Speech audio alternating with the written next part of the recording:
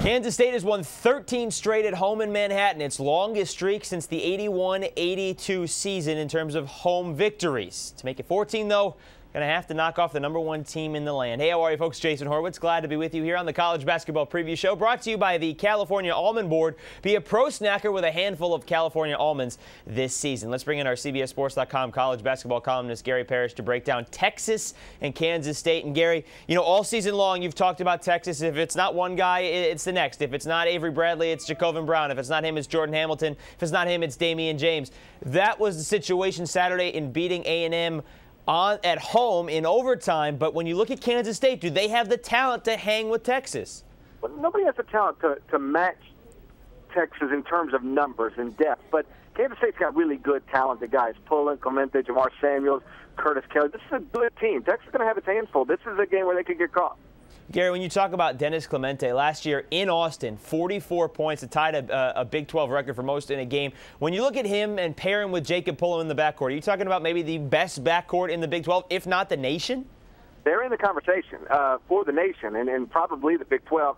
I mean, you know, John Wall and Eric Bledsoe at Kentucky are great. John Shire, Nolan Smith at Duke. Scotty Reynolds and Corey Fisher at Villanova, Tarico White and Chris Warren at Ole Miss. But Clemente and Pullen belong on that list. They're averaging right around 34, 35 points per game combined. It's a tough combination and tough in a talent perspective, but also in a demeanor. I mean, these are tough guys playing for Frank Martin. They're really, really good. Kansas State leads the conference, too, Gary. 578 free throw attempts against Colorado this past weekend. 38 made free throws out of 54 attempts. They only hit 22 field goals. How do you stop that if you're Texas from them getting to the line?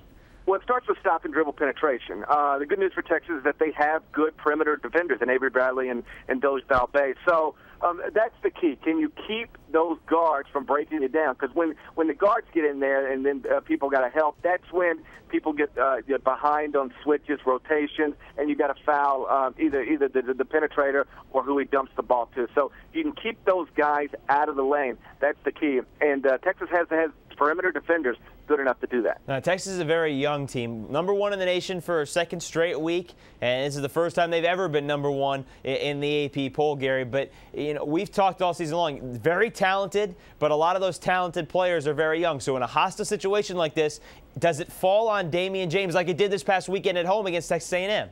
He needs to show up, and he saved them against A&M. But again, this is a really deep team, and yes, the guys are young, but I mean, Jacobin Brown made a big basket at the end of regulation the other day. You know, Doge can you know, make a play, not necessarily make a shot, but make a play to you know Big Dex is a guy who won't be rattled by the environment. These guys have been in games, and Avery Bradley's just he's struggled at times, but you know, he's a guy who can pop off at any time, and you know, he had 30 or 29 or 30 earlier this season. You know, they got a whole bunch of talented guys. So the good thing about that is that you don't have to rely on one guy like James. But if he doesn't show up and have his usual double-double, it's going to be tough for him to try to get this done. All right, Gary, do you think the #1 team in the nation falls tonight? I can see it happening. Yeah, I actually do. You know, they're in Vegas. Not that I gamble, but they're actually an underdog tonight. Texas, 1.5-point underdog at Kansas State. That should tell you something. It will not be a huge surprise if Kansas State gets this done. They're tough. They're at home. We remember the national championship Kansas team losing there a couple of years ago. I could see something like that happening tonight. And this Texas team, minus a lot of these young players, lost to Kansas State last season as well. So these Wildcats know how to beat the Longhorns. Gary, thank you very much, bud. We'll talk to you soon. All right, thanks, guys. All right, folks, the College Basketball Preview Show brought to you by the California Almond Board. Be a pro snacker with a handful of California almonds this season. For Gary Parrish, I'm Jason Horowitz. Take care, folks.